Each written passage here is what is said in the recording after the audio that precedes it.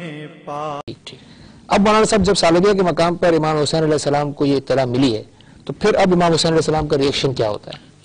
بسم اللہ الرحمن الرحیم.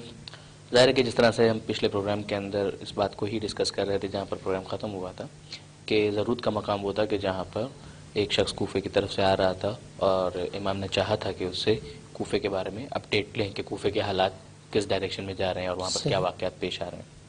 مگر ظاہر ہے کہ جب وہ افراد وہ امام کو دیکھتے ہیں تو اپنا رخ تبدیل کر لیا. تو اس کے بعد پھر امام نے بھی ظاہر فورسفلی کوئی اپروچ نہیں کیا. اس موقع پر امام کے قبیلے کے امام کے قافلے کے دو افراد تھے جن کا تعلق اسدی قبیلے سے تھا. انہوں نے الگ سے جا کر اس شخص کو اپروچ کیا اور اس سے حالات معلوم کیے کوفے کے اور ان کو یہ پتہ چلا کہ حضرت مسلم بھی شہید ہو چکے ہیں اور جناب ہانی بھی شہید ہو چکے ہیں. اس موقع پر انہوں نے یہ انفارمیشن اپنے پاس رکھ لی اور اگلی منزل جو سالبیہ کی منزل تھی جیسا کہ ابھی آپ نے ارشاد فرمایا سالبیہ کی منزل پر جا کر امام کو یہ انفارمیشن دی کہ مولا جو آپ چاہ رہے تھے آپ نے دیکھا تھا کوفے سے وہ شخص آ رہا تھا. تو امام نے کہا تھا میں نے معلوم کرنا چاہا مگر اس نے اپنا رخ پھیر لیا. انہوں نے کہا کہ ہم نے اس سے معلومات لی تھی اگر آپ کہیں تو آپ کو انفارم کریں اور اگر آپ چاہیں تو تخلیہ میں آپ کو بتائیں. تو امام نے اس وقت جو افراد موجود تھے ظاہر پورا قافلہ تو نہیں موجود تھا چند افراد جو موجود تھے ان افراد کو دیکھ کر کہا کہ نہیں یہ رازدار افراد ہیں ان سے کچھ چھپانے کی ضرورت نہیں ہے. تو انہوں نے پھر یہ انفارمیشن پاس آن کی کہ مولا جو مسلم بن عقیل اور جناب ہانی دونوں کے دونوں شہید ہو چکے ہیں. اس پر پھر امام کا ریئیکشن یہ تھا کہ امام نے چند مرتبہ کا انا للہ و انا الیہ راجعون رحمۃ اللہ علیہما یقیناً ہم اللہ کے لیے اور اللہ کی طرف ہمیں پلٹ کر جانا ہے جو پیغمبر اکرم کا طریقہ ہے جو قرآن کی تعلیم ہے کلمہ استرجاع امام کی زبان پر آیا اور امام نے کہا رحمۃ اللہ علیہما کہ ان دونوں کے اوپر اللہ کی رحمت وہ حق کا ساتھ دیتے ہوئے قربان ہو گئے. اور اس کے بعد پھر بعض مورخین نے ایک اور جملے کا بھی اضافہ کیا کہ عند اللہ نحتسب انفسنا کہ امام نے یہ ارشاد فرمایا کہ اللہ ہی کے پاس ہم اپنی جانوں کا حساب کرتے ہیں. جان دی ہوئی اسی کی تھی. حق تو یہ ہے کہ حق ادا نہ ہوا. تو جو بھی خدا کی راہ میں اگر جان چلی گئی تو بس اس سے اچھی اور کیا قیمت ہو سکتی ہے. یہ امام کا ریئیکشن تھا اس موقع پر. اب یہ افراد جو بیچارے ایک رات سے اس خبر کو اپنے دل میں اور سینے میں چھپائے ہوئے تھے تو ظاہر وہ پورا اثر لے چکے تھے. تو ہر ایک کی ہمت اور اس کے ظرف کے مطابق ہوتی ہے ہر ایک کی تربیت کے مطابق ہوتی ہے. انہوں نے اس موقع پر کہا وہی والی بات کہ مولا اب آپ کوفے جائیں گے تو آپ کی جان بھی جائے گی آپ بھی یعنی شہید کر دیے جائیں گے وغیرہ وغیرہ. اب وہ یہ اس بات کو سمجھ ہی نہیں رہے. بنیادی جو چیز ہے وہ تھیم یہ ہے کہ امام شہادت ہی کے لیے جا رہے ہیں شہادت ہی کے لیے جا رہے ہیں اور وہی ان کا مطلوب اور وہی مقصود ہے. مکے میں انہوں نے خطاب بھی کیا تھا مگر جیسا کہ میں نے کہا پچھلے پروگرامز کے اندر بھی کہ یہ آہستہ آہستہ دوسروں کے لیے بھی کلیئر ہوتا جا رہا ہے. ابھی سٹارٹ میں نہیں. اب اس موقع پر جب یہ جذباتی انداز میں کہ جیسے ابھی ہم نے کوئی انفارمیشن دی ہے تو وہ یہ سمجھ رہے ہیں کہ ایک انتہائی جذباتیت کا ایک جو انداز ہے امام نے کوئی منطقی برہانی کوئی دلیل ان کے سامنے پیش کی جائے اس موقع پر کام نہیں آتی. امام نے سمپل اپنا رخ ان کی طرف سے ہٹا کر اولاد عقیل کی طرف کیا کہ بھائی تمہاری کیا رائے ہے. جناب مسلم بن عقیل کے جو بالکل قریبی ریلیٹیوز تھے جہاں ظاہر ہے کہ امام حسین علیہ السلام خود ان کے رشتے میں کزن ہیں مگر ساتھ ساتھ وہ جو افراد اولاد عقیل جو کہلا رہے تو ان سے سوال کیا کہ تم کیا کہتے ہو تمہاری کیا رائے ہے مشورہ صحیح. اور انہوں نے کہا کہ ہم تو مسلم بن عقیل کا انتقام لینا چاہتے ہیں کہ انہیں بے گناہ قتل کر دے گیا. بات بالکل صحیح تھی. تو امام نے ارشاد فرمایا کہ اگر یہ نہ رہے تو پھر ہم رہ کر کیا کریں گے. یعنی اب وہی والی بات کہ ان کو ان کے انداز میں جواب دیا گیا کہ ہم تو کوفے کی طرف اپنا رخ جو ہم کر رہے ہیں ٹھیک ہے ہم کریں گے. بعض نے یہ بھی کہا کہ آپ کی اور مسلم بن عقیل کی برابری تو نہیں ہے. جناب مسلم بن عقیل شہید ہو گئے مگر آپ جب کوفے جائیں گے تو لوگوں کا کیا ریئیکشن ہوگا وہ تو اسی وقت زیادہ بہتر پتہ چل سکے گا. لوگ زیادہ یعنی موٹیویٹ ہو جائیں گے جب آپ جائیں گے. کہا امام نے کوئی تائید نہیں کی کوئی تردید نہیں کی. امام نے سکوت اختیار کیا.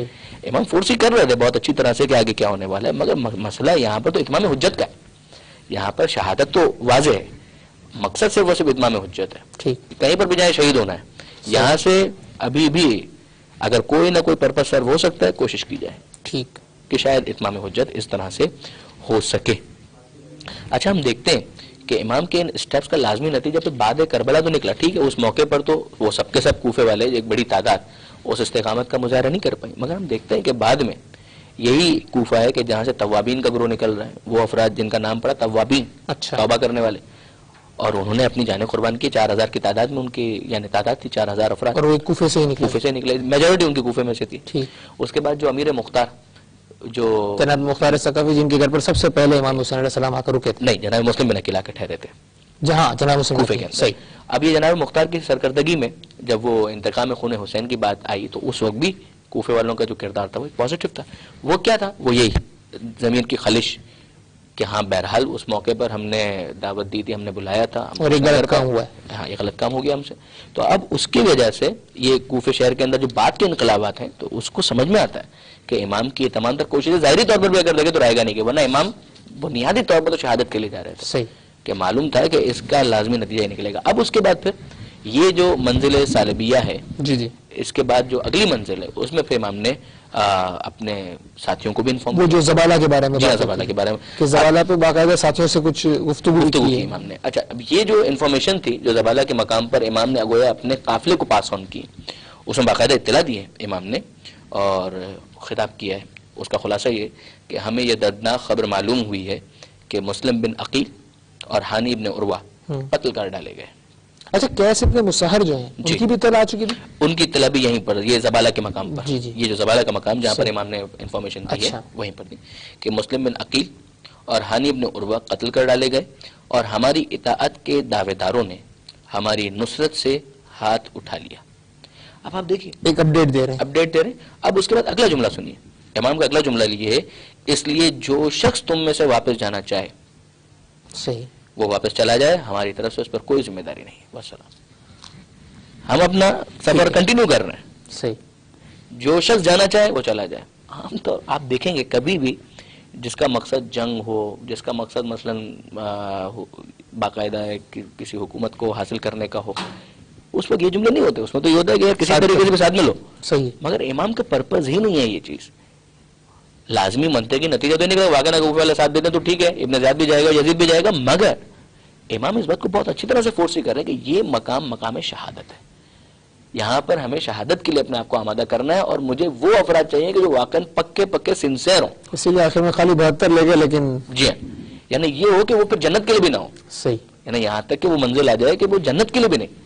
یعنی یہ مولا کائنات کا وہ جو جملہ ہے کہ میں خدا کی عبادت نہ جنت کے لالچ میں کرتا ہوں, نہ جہنم کے خوف سے کرتا ہوں, بلکہ میں خدا کو اس لائق سمجھتا ہوں, عبادت کا اہل سمجھتا ہوں, صحیح, لہذا میں اس کی عبادت کرتا ہوں. یہ وہ منزل یا اس کی کچھ جھلک ہے جو کربلا کے شہیدوں کے اندر ہمیں نظر آتی ہے. لہذا اب اس پہ آپ ریئیکشن دیکھیں.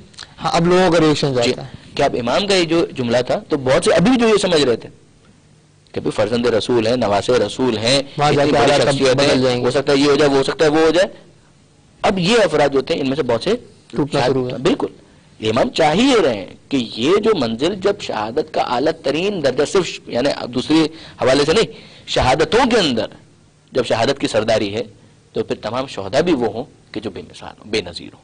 فلٹر ہو رہا ہے, یہ فلٹر ہو, ٹھیک ہے, یہ جن کو جانا چلے جائیں. لہٰذا اب تقریباً وہی افراد رہ جاتے ہیں جو ابتدا میں جو مرنے کے لیے ہی جا رہے ہیں, اور جو مدینہ سے چلتے وقت امام کے ساتھ تھے, وہ جو مکہ سے راستے میں جو جوائن ہو رہے تھے وہ اب چھٹ گیا. سوال تو ہو رہے تھے نا, اچھا کس کا قافلہ ہے؟ جو عالم مسافرت میں زندگی گزارتے ہیں انہیں معلوم ہے کہ اگر 2-4 افراد کا بھی ایک گروپ جا رہا ہو اور کسی منزل پر ٹھہر جائے تو دوسرے سوال کرتے ہیں اچھا یہ کون ہے, کہاں سے آئے بھائی, کہاں سے آپ کا تعلق ہے. پھر امام حسین علیہ السلام کے بارے میں پتہ چلتا تھا, بہت سے افراد وہاں سے, کچھ تو زہیر ابن قیم جیسے تھے جن کو خود امام اپروچ کر رہے ہیں, مگر ہر ایک تو نہیں. پھر جو ساتھ ہو رہے ہیں ان میں سے جن کا ذہن کلیئر ہے اور جو مادیت کی وجہ سے جا رہے ہیں, کچھ مادہ پرستی کا کچھ مادہ ان کے اندر موجود ہے, ان کو اس موقع پر فلٹر کیا جا رہا ہے. اچھا, پھر آقا صاحب یہ جو کیس ابن مسہر کو امام علیہ السلام نے بھیجا تھا کہ آپ آگے جائیں اور آگے جا کے کوفے میں اطلاع کریں کہ جو امام علیہ السلام جو ہیں وہ مکے سے نکل چکے ہیں اور آ رہے ہیں, اور ان کو راستے ہی میں گرفتار کر لیا گیا. یہ جب اطلاع ملی ہے امام کو تو پھر امام کی اسٹریٹجی کیا تھی کہ اسی راستے پر چلے گئے؟ امام کی اسٹریٹجی پھر یہ تھی کہ ظاہر ہے کہ یہ قادسیہ جو ہے اس کی تو ناکہ بندی کر دی گئی تھی, اور جب یہ ناکہ بندی ہو گئی ہے تو پھر امام نے اپنا روٹ تھوڑا سا تبدیل کیا. یعنی امام کو بھی انفارمیشن ملی صحیح کہ جو قادسیہ ہے اس علاقے کی ناکہ بندی کر دی گئی ہے. پھر وہ بطن عقیق کے مقام نہیں, پھر وہ انہوں نے دوسرا ایک روٹ لیا, ورنہ قادسیہ جو ہے اگر ہم روٹ دیکھیں جی تو کوفے کے راستے میں قادسیہ کی منزل تو آنی ہی آنی ہے. ٹھیک, امام نے تھوڑا سا ہٹ کر وہ روٹ جو ہے تھوڑا سا چینج کیا اور دوسرے راستے سے پھر کوفہ کی طرف اپروچ کرنے لگے, یہاں تک کہ پھر ہور کے جو لشکر ہے اس سے ملاقات ہوئی. اچھا, یہ امام کی پالیسی تھی اس موقع پر کہ جب یہ انفارمیشن ملی تو اس کے بعد پھر اپنا روٹ تبدیل کر لیا تھا. روٹ کو چینج کیا, چاہے کوفے کی طرف ہی رہتے مگر کسی اور روٹ سے. یہاں تک کہ یہ منزل آتی ہے شراف کی, ایک منزل ہے شراف, صحیح, یعنی اب وہ روٹ چینج ہو چکا ہے, شراف کی منزل آئی, اور یہاں پر امام نے باقاعدہ اپنے ساتھیوں سے کہا کہ پانی بھر لو. اچھا، مشکیں اور چھاگلیں جتنی بھی ہیں انہیں پور کر لو. یہاں سے پانی کو لیا گیا اور پھر جب اس منزل سے امام آگے بڑھے صحیح تو اب آپ سمجھے کہ محرم بالکل قریب آ چکا, محرم کا چاند نمودار ہو گیا. اچھا, یہ منزل شراف جو ہے اس سے جب امام آگے بڑھے ہیں ٹھیک, تو اب محرم کا چاند نمودار ہوا. صحیح, پہلی محرم شروع ہو چکی. کربلا امام پہنچے 2 محرم کو. صحیح. اب جو یہ ہم سنتے یعنی یہ 8 ذی سے تقریباً پہلی محرم آ چکی ہے, یہ تمام منازل یہ واقعات ہوئے ہیں. ٹھیک ہے, پہلی محرم آئی ہے جب امام شراف سے تھوڑا سا آگے بڑھے. صحیح. اور یہاں پر پھر امام کے لشکر میں سے کسی نے نعرہ تکبیر بلند کیا. اچھا, اچانک اللہ اکبر. یہ وہی مقام ہے کہ جہاں وہ کھجور کے درخت وغیرہ. جی بالکل بالکل. اس کے اندر کیا نعرہ تکبیر بلند ہوا تو امام نے کہا کہ اللہ تو یقیناً بڑا ہے, کبریائی پروردگار میں تو کوئی شک نہیں ہے, مگر اس وقت تکبیر کا کیا محل ہے. تو کسی نے کہا کہ ہم دور سے کھجور کے درخت دیکھ رہے ہیں. امام نے کسی اور سے کہا کہ کسی اور نے اس پہ کمنٹس دیے کہ یہ علاقہ پہلی مرتبہ تو ہم نہیں دیکھ رہے ہیں, پہلے بھی آ چکے ہیں یہاں پر, یہاں کھجور کے درخت نہیں ہے. تو تم دیکھو تم کیا دیکھتے ہو. کہا کہ ہمیں تو گھوڑوں کی گردنیں نظر آ رہی ہیں. اور دوسروں نے بھی تائید کی اور ہم نے کہا کہ ہاں یہی ہے. اب یہ کیا تھا, یہ ہر کا وہ دستہ تھا صحیح جو 1000 سپاہیوں پر مشتمل تھا. اور یہ لوگ اس عالم میں آ رہے تھے کہ پیاس سے جہاں بلب تھے, یعنی مرنے کے قریب تھے. اس کا کیا ریزن؟ اس کا ریزن یہ دیکھیں, جس طرح سے ابھی ہماری بات ہوئی نا کہ قادسیہ کی جو درمیان کی جو منزل تھی, تو حسین بن تمیم جو ہے اس کا تو پروگرام یہ تھا کہ یہاں سے جب امام آئیں گے تو گرفتار تو یہیں سے ان کو اریسٹ کر لیا جائے گا اور امام کو لے جائیں گے ابن زیاد. لیکن امام نے روٹ چینج کر لیا. امام نے روٹ چینج کر لیا. تو اس موقع پر حسین بن تمیم کے پاس جو افراد موجود تھے, سپاہی اور فوجی موجود تھے, ان میں سے ہر کی قیادت میں 1000 افراد کو ایمرجنسی بیسس کے اوپر کہا گیا کہ تم جا کر دیکھو کیا دوسری روٹ کی طرف. وہاں پر انفارمیشن تو آ رہی ہے ادھر سے ادھر سے کہ بھائی یہ روٹ چینج کر لیا, تو ادھر سے بھیجا گیا. اب جب بھی بھیجا گیا تو بظاہر ایسا لگتا ہے کہ ان کو اتنی مہلت بھی نہیں ملی, اتنا ٹائم کہ یہ ایمرجنسی میں نکلا ہے. بالکل ٹھیک ہے. تو 1000 افراد کے دستے کو لے کر حر بن یزید ریاحی یہ نکلا ہے امام حسین علیہ السلام کو اریسٹ کرنے کے لیے. اور یہاں پر یہ منزل شراف سے جب آگے بڑھ رہے تھے تو امام نے دیکھا. اس موقع پر پھر امام کا ریئیکشن یہ تھا کہ امام نے سوال کیا کہ یہاں کوئی ایسی جگہ ہے کہ جس کی پشت کا ہم سہارا لے سکیں تاکہ چاروں طرف سے ہمیں گھیرا نہ جا سکے. یہ وہ ذو حسم کا پہاڑ کی جو ذو حسم کا ایک پہاڑ تھا, وہ امام کو بتایا گیا کہ مولا یہ ایک پہاڑ ہے, اس کو ہم اپنی پشت پر رکھ کے ان سے مقابلہ کر سکتے ہیں, اگر یہ لڑنا چاہیں تو ان سے مقابلہ کر سکتے ہیں. صحیح. پھر جب یہ لوگ آئے تو ان کی تو حالت ہی بہت خراب ہو چکی تھی, تباہ تھی, مرنے کے قریب تھے. تو اس موقع پر امام کے کردار کا اور اخلاق کا ایک اعلیٰ ترین نمونہ یہ سامنے آیا کہ امام نے کہا کہ باقی باتیں بعد میں ہوں گی, پہلے ان کو پانی پلاؤ. صحیح. اچھا, اب ریگستان ہے, ریگستان میں آپ بھی سفر کریں, آپ کے تو بچے بھی, خواتین بھی, سب ہے. کہا وہ یہ اس وقت مرنے کے قریب ہے, یہ اس وقت پیاس سے تڑپ رہے ہیں, لہذا میں ان میں سے کسی کو پیاسا نہیں دیکھنا چاہتا, ان سب کو پانی پلاؤ. ہزار صاحب, یہ ذو حسم کے پہاڑ کے جو واقعات ہیں, اس کو ہم چونکہ یہاں پر امام حسین علیہ السلام کا ایک طریقے سے حر سے ملاقات ہیں. مولانا صاحب ہم بات کر رہے تھے کہ ذو حسم کے پہاڑ کے پاس امام علیہ السلام رکے ہیں, اور وہیں پر بات ہوئی ہے جناب حر سے امام کا انٹریکشن ہوتا ہے. تو وہاں اور کیا ہوتا ہے, انٹریکشن میں کیا باتیں ہوتی ہیں اور کیا ہوتا ہے؟ جیسے کہ میں گزارش کر رہا تھا کہ پہلی چیز کہ یہ پیاسے ہیں, دشمن ہیں, کوئی بھی ہیں, امام کے کردار کا یہ ایک اعلیٰ ترین مظاہرہ تھا. امام نے کہا کہ اس وقت ان کو پانی پلاؤ, دشمن کا لشکر پیاسا ہے تو اسے پانی پلاؤ. صحیح. اور یہ آپ ذہن میں رکھیں کہ واقعاً ریگستان کے اندر پانی جو ہے وہ سونے سے زیادہ قیمتی ہوتا ہے. صحیح. تو انسان کیا کرے گا سونا چاندی کا بھی اگر اس کے پاس موجود, ورنہ پیاس سے مر رہا ہے. اور خود امام کے ساتھ بھی لشکر ہے پورا ساتھی ہیں, موجود ہیں, مگر امام اس موقع پر بہترین مظاہرہ کرتے ہیں, اعلیٰ ترین مظاہرہ کرتے ہیں کہ وہ پانی پلانے کی بات کرتے ہیں کہ ان کو پہلے پانی پلاؤ. اب حر یہی سوچ کر ایک دم ششدر رہ گیا کہ یہ کیا ہو رہا ہے, یعنی یہ جن کی گرفتاری کا مجھے حکم دیا گیا ہے وہ تو میری جان بچا رہے ہیں, اور وہ دوسرے 1000 سپاہی جو ساتھ موجود ہیں وہ بھی اس بات کو آبزرو کر رہے ہیں کہ یہ تو ہماری جان بچائی جا رہی ہے. صحیح. اور ہمیں پانی دیا جا رہا ہے. یہاں تک کہ اس کے اندر ملتا ہے علی بن تعان محاربی, یہ حر کا ایک ساتھی تھا, وہ کہتا ہے کہ میری حالت پیاس سے بہت تباہ تھی اور سب سے آخر میں پہنچا, اور جب امام حسین علیہ السلام نے میری اور میرے گھوڑے کی پیاس کو دیکھا تو فرمایا کہ تم راوی ہے, یعنی اس کو بٹھا لو, یہ جو اونٹ ہے پانی والا اس کو تم بٹھو. اور وہ نہیں سمجھ پایا کہ اس کا کیا مطلب ہے. تو امام پھر کہتے ہیں کہ جمل, میری مراد اونٹ ہے, یہ اونٹ جو اس کو بٹھا لو. میں نے اونٹ کو بٹھایا, حضرت نے فرمایا پانی پیو, مگر میں اتنا بدحواس تھا کہ جتنا پینے کی کوشش کرتا پانی زمین پر بہ جاتا تھا. یعنی پیاس بالکل اپنی آخری حدود جو ہے اس کو چھو رہی ہے. اس موقع پر امام نے کہا مشق کے دہانے کو اپنی طرف موڑ لو. پھر بھی میری سمجھ میں نہیں آیا کہ امام بول کیا رہے ہیں. تب حضرت خود اٹھے اور مشق کے دہانے کو ٹھیک کر کے مجھے دیا. میں نے خود بھی پانی پیا اور اپنے گھوڑے کو بھی سیراب کیا. یعنی انٹرسٹنگ اس کے اندر کیا ہے کہ امام علیہ السلام اس لشکر کو تو پانی پلا رہے ہیں، ساتھ ساتھ وہ جو گھوڑے ہیں، جو ان کے جانور ہیں، ان کو بھی پانی پلایا جا رہا ہے۔ اچھا، گھوڑے کو پانی پلانا یعنی کیا مطلب ہے اس کا؟ ایک تو جانور ہے، دوسری بات گھوڑا جو ہے برابر کا سپاہی مانا جاتا ہے۔ اگر مثال اس زمانے کی جنگوں کو آپ دیکھیں کہ جس کے اندر ادھر سے بھی گھوڑا ہے ادھر سے بھی گھوڑا، فرس کہتے ہیں گھوڑے کو، اور اس کی وجہ یہ تھی کہ فرس کی فراست یعنی اس کی جو عقل مندی ہے جنگ کے میدان میں برابر کا سپاہی اس کو مانا جاتا ہے۔ امام نے کہا ان کو بھی پانی پلاؤ، جو بھی ہے جو بعد میں ہوگا وہ دیکھا جائے گا، لیکن ابھی تو یہ بہرحال خدا کی ایک مخلوق ہے، پیاس سے جہاں لب ہے، ان کو پانی پلاؤ۔ یہ وہ ایٹیچیوڈ تھا امام کا کہ جس کو یہ لوگ آبزرو کر رہے تھے۔ اب اس کے بعد اگلا مرحلہ یہ کردار کی مار ماری، بالکل بالکل، یہ اخلاق کے پیغمبر کے وارث ہیں امام حسین علیہ السلام۔ تو اب اس کے بعد پھر امام علیہ السلام اگلا کام یہ کرتے ہیں کہ ظہر کی نماز کا وقت آیا، ظہر کی نماز کا وقت آیا، امام اپنے خیمے کے اندر گئے اور جو نماز کا لباس تھا وہ پہنا، اور اس کے بعد تشریف لائے، اقامت کہی گئی، اور اس کے بعد امام نے حر کو مخاطب کر کے کہا کہ تم چاہو تو الگ نماز پڑھ لو، جماعت الگ کر لو، اور حر نے کہا کہ نہیں، ہم آپ ہی کے پیچھے نماز جماعت پڑھیں گے۔ اور یہ حر کے پورے لشکر نے امام علیہ السلام کے لشکر کے ساتھ مل کر نماز جماعت پڑھی۔ اب آپ ذرا اس پہ اندازہ کیجئے، یعنی ایک بہت بڑا لیسن ہے اس کے اندر امت مسلمہ کے لیے، کہ یہ جو ہے کہ مثلا ساتھ نماز نہیں پڑھ سکتے، یعنی مسلمان تو آج جتنے بھی ہیں وہ سب کے سب حسینی ہیں، صحیح، جتنے بھی مسلمان ہیں وہ سب کے سب حسینی ہیں، جو بھی تھوڑے بہت چھوٹے موٹے اختلافات ہوں وہ اپنی جگہ پر، وہ بنیادی طور پر سب حسین کے ماننے والے۔ یعنی یہ جو لشکر یزید ہے وہ بھی امام حسین علیہ السلام کے پیچھے نماز پڑھنے کے لیے تیار ہو گیا، اس حد تک تو وہ بھی اس بات کو قبول کر رہے تھے۔ یعنی یہ کتنا ایک بڑا میسج ہے کہ جہاں تک ممکن ہو ساتھ مل کر چلو، ایک اتحاد کی بات ہے۔ میں پھر کہہ رہا ہوں کہ کون سا اختلاف مسلمانوں کے درمیان ایسا ہے کہ جیسا امام حسین علیہ السلام اور یزید کے درمیان اختلاف تھا ویسا ہو؟ صحیح، اور کوئی بھی یزید کو کسی بھی اعتبار سے قبول کرنے کے لیے تیار نہیں ہے۔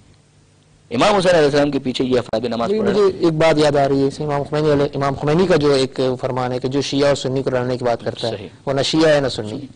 بنیادی طور پر دیکھیں وہی والی بات کہ اختلافات کے اندر جو حسن ہے جس کے نتیجے میں فکر ترقی کرتی ہے وہ اپنی جگہ پر، مگر اس سے ہٹ کر کہ میں کشت و خون کی بات کی جائے یا ایک دوسرے کی جان لینے کی بات کی جائے، یہ نامناسب ہے۔ آپ دیکھیں امام کا جو ایٹیچیوڈ یہاں پر ہمیں جو نظر آتا ہے وہ کتنا واضح اور بہت زیادہ پرومیننٹ ہے۔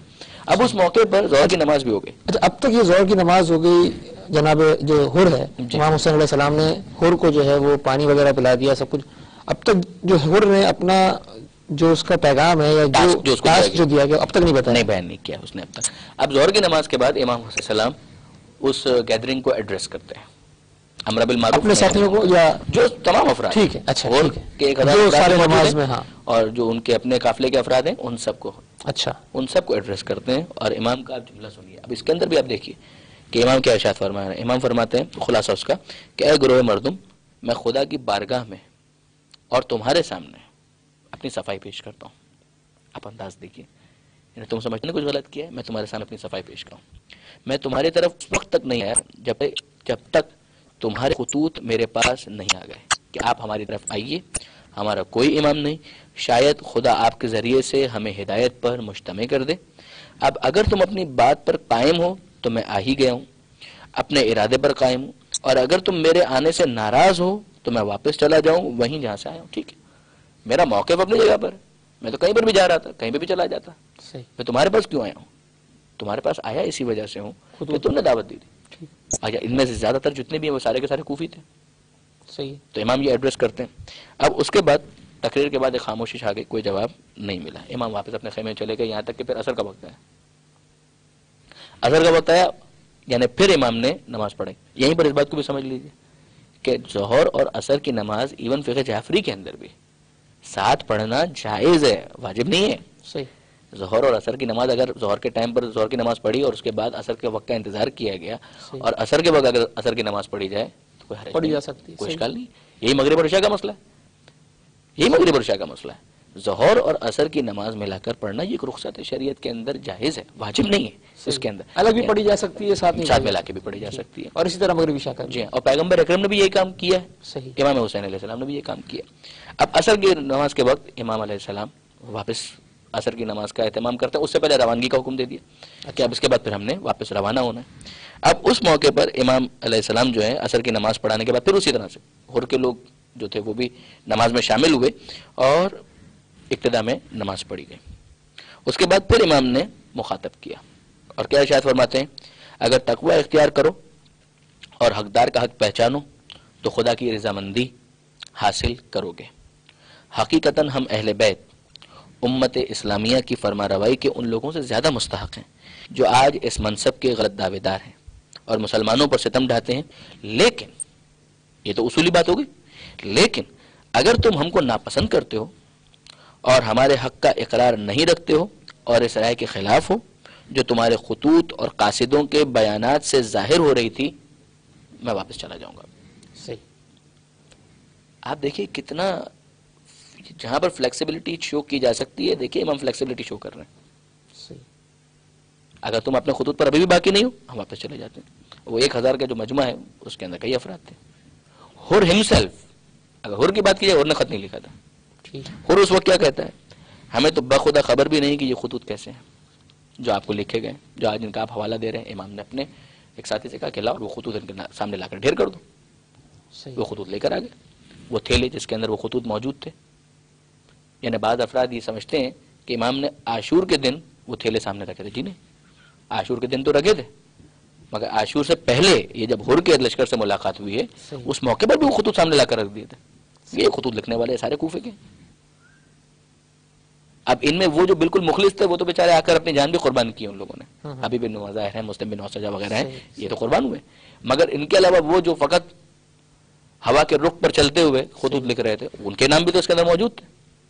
اب یہ چیز صرف عاشور کے دن نہیں ہوئی، میں پھر اصرار کر رہا ہوں، یہ چیز پہلے بھی ہوئی ہے، جناب ہر کے سامنے بھی یہ بات ہوئی، اور اس موقع پر ہر نے کہا کہ مجھے تو یہ حکم دیا گیا ہے۔ اب وہ جو آپ کہہ رہے ہیں کہ مدعا بیان کر رہے ہیں، ٹھیک ہے، کہ مجھے تو یہ ٹاسک دیا گیا ہے، مجھے تو یہ حکم دیا گیا ہے کہ میں آپ کو لے کر ابن زیاد کے پاس پہنچوں، کوفے، ٹھیک، گرفتار کر کے آپ کو گرفتار کروں اور آپ کو لے کر ابن زیاد کے پاس پہنچوں، یہ وہ ٹاسک ہے جو مجھے اسائن کیا گیا ہے۔ ٹھیک ہے، یہ ہر نے جواب دیا۔ اس کے جواب میں اب جواب کیا ہے امام کا، جو اگر آپ کے ذہن میں ہو کہ ولید سے جب ملاقات ہوئی تھی مدینے کے اندر، ولید نے کہا تھا یہ کام ہے آپ سے، اور اس نے کہا تھا کہ یہ بیعت، بولے یہ نہیں ہوگا۔ آخری کیا ہے امام کا، ٹھیک ہے اگر اس کو ڈیلے کر سکتے ہو تو ٹھیک ہے، ادروائز موقف سننا ہے تو سن لو، مثلی لا یبایع مثلا، مجھ جیسا اس جیسے کی بیعت نہیں کر سکتا۔ اب یہ ابن زیاد یزید ہی کا نمائندہ ہے۔ امام نے کہا موت تم سے اس سے زیادہ قریب ہے کہ تم مجھے ابن زیاد کے پاس لے جا سکو، نہیں ہونے والا۔ یا پھر سخت رویہ ہے، ٹھیک ہے، یہ وہ فارم استقامت کا مظاہرہ، یہ وہ پوائنٹ ہے کہ جہاں پر پھر امام نے کوفہ جانے کا ارادہ کلیتاً ترک کر دیا۔ اچھا کیا کوفہ نہیں جانا ہے؟ اچھا، تو اب یہ اس میں پھر جو یہ ہو رہا ہے، کیونکہ وہ تو کہہ رہا ہے، وہ کہہ رہا ہے کہ چلیے کوفہ، مگر میں آپ کو گرفتار کر کے لے جاتا ہوں، وہ منع کر اس طریقے سے نہیں، ذلت کے ساتھ نہیں، ٹھیک ہے، آپ توجہ کر رہے ہیں اس کے اوپر۔ اب امام علیہ السلام اپنا جو رخ ہے وہ کرتے ہیں اپنے ساتھیوں کی طرف، اور اپنے ساتھیوں کو مخاطب کر کے ایک خطبہ دیتے ہیں۔ اچھا، اسی مقام پر یہ ہو رہا ہے؟ جی ہاں، یہ ساری ابھی تک بیضا کے مقام پر نہیں پہنچے؟ نہیں، ابھی نہیں پہنچے، ابھی یہ وہیں پر ہے۔ اور امام ارشاد فرماتے ہیں اس موقع پر کہ حمد و ثنا کے بعد، پروردگار عالم کے اوپر حمد و ثنا کے بعد اور پیغمبر اکرم پر درود کے بعد، کہ صورتحال جو پیش آئی ہے وہ تم دیکھ رہے ہو، یقیناً دنیا کا رنگ بدل گیا، اس کی نیکی رخصت ہو چکی اور اس میں کچھ نہیں رہ گیا سوائے ایسے تھوڑے حصے کے جو پانی کے بہنے کے بعد کسی ظرف میں بچ جاتا ہے۔ یعنی آپ پورے گلاس کو آپ انڈیل دیجئے، اس کے بعد جو تھوڑی سی تری باقی رہ جاتی ہے، بس ویسی ہی نیکی کچھ باقی رہ گئی، ورنہ کچھ بھی باقی نہیں رہ گئی۔ اور ایک پس زندگی کے جو مثل زہریلی گھاس کے ہے، بس ویسی ہی یعنی دنیا کی کیفیت یہ ہے۔ کیا تم نہیں دیکھتے کہ حق پر عمل نہیں ہوتا اور باطل سے علیحدگی نہیں اختیار کی جاتی؟ اس صورت میں مومن یقیناً خدا کی ملاقات کا آرزومند ہوتا ہے۔ میرے نزدیک تو موت کی صورت میں شہادت کی سی نعمت ہے، اور زندہ رہنا ان ظالموں کے درمیان وبال جان ہے۔ دوبارہ یہاں پر وہی موت کی بات کی، شہادت کی بات کی، اور اپنے ساتھیوں سے خطاب ہے یہ۔ اور اس موقع پر جب امام نے یہ خطاب کر لیا ہے تو پھر ان کے ساتھیوں کی طرف سے ایک ریئیکشن تھا۔ اصل اس گفتگو کو ظاہر ہے کہ ہم نے ابھی جاری رکھنا ہے۔ اب ہم جو ہے وہ اس کا مطلب یہ ہوا کہ ہم ابھی تک ذو حسم کے پہاڑ پر جو واقعات ہو رہے ہیں اس کو ہم ڈسکس کر رہے ہیں، لیکن وقت ہمارا ظاہر ہے کہ لمیٹڈ ہے۔ ہم اسی چیز کو جو ہے وہ اگلے پروگرام میں انشاءاللہ جاری رکھیں گے، اور امام کے سفر کو جو کہ کوفے کی جانب تھا، جیسے کہ آپ نے کہا کہ یہاں پر امام نے فیصلہ کیا ہے کہ اب اپنا رخ جو ہے وہ چینج کرنا ہے، کوفے کی طرف نہیں جانا ہے اس کے اندر. پھر بہرحال کربلا کا جو ہے وہ کس طرح جاتے ہیں، کیسے فیصلے ہوتا ہے کربلا جانے کا، اور کربلا کب پہنچتے ہیں، کس طرح پہنچتے ہیں، اس کو ہم انشاءاللہ اگلے پروگرام میں ڈسکس کریں گے. فی الحال ناظرین ہمیں اجازت دیجیے. اللہ حافظ.